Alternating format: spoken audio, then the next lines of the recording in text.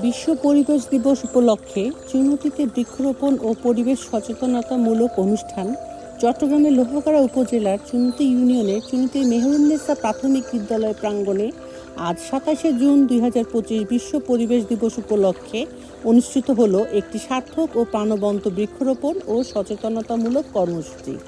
ধরিত্রী রক্ষায় আমরা, ওয়াটার কিপার্স বাংলাদেশ এবং গর্জন সমাজ কল্যাণ সংস্থার যৌথ উদ্যোগে আয়োজিত এই অনুষ্ঠানে পরিবেশ রক্ষায় গাছের গুরুত্ব এবং প্লাস্টিক বর্জ্যের বিরূপ প্রভাব সম্পর্কে জনসচেতনতা বৃদ্ধির লক্ষ্যে বিভিন্ন কর্মসূচি গ্রহণ করা হয়।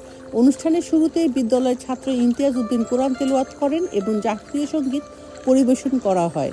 পরে সংক্ষিপ্ত বক্তব্য ও মূল অনুষ্ঠান শুরু হয় সকাল 11টায়।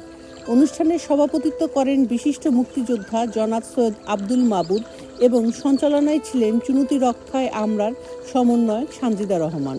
প্রধান অতিথি হিসেবে উপস্থিত ছিলেন লোহাগাড়া উপজেলা নির্বাহী কর্মকর্তা জনাব মোহাম্মদ ইনামুল হাসান।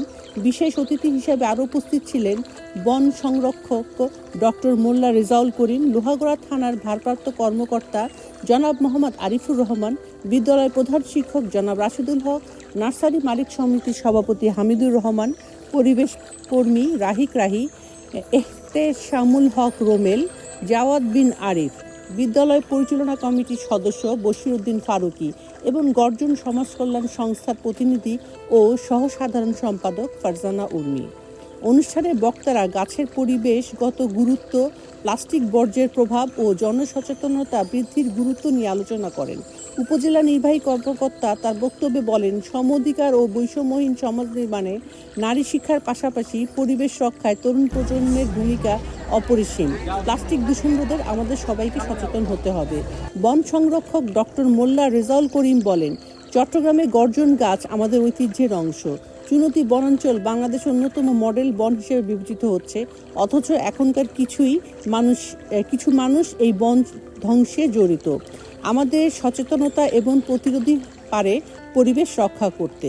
ছাত্রছাত্রীদের উদ্দেশ্যে থানার ভারপ্রাপ্ত কর্মকর্তা জনাব আরিফুর রহমান বলেন, ইফটিজিং কিংবা যে কোনো অন্যায় দেখলে ৯৯৯ নম্বরে ফোন করুন, আইন সবসময় আপনাদের পাশে আছে। উপস্থিত বক্তারা গাছ লাগানো এবং তার পরিচর্যার গুরুত্ব তুলে ধরেন এবং প্রত্যেককে নিজ নিজ বাসস্থান ও এলাকা সবুজায়নে অংশ নেওয়ার আহ্বান জানান। অনুষ্ঠানে অন্যতম আকর্ষণ ছিল ১০০০ চারা গাছ বিতরণ কর্মসূচি, যা শিক্ষার্থীদের মাঝে বিতরণ করা হয়।